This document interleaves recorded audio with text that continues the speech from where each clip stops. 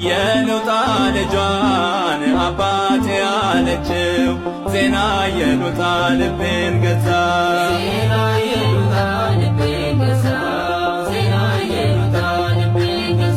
ከገድሏ በረከት በደስታ ተመላ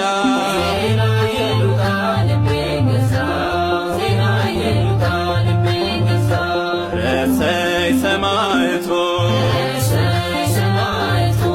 ረሰይ ሰማዕቱ የበረታው በእምነቱ ያመለጠው ከእሳቱ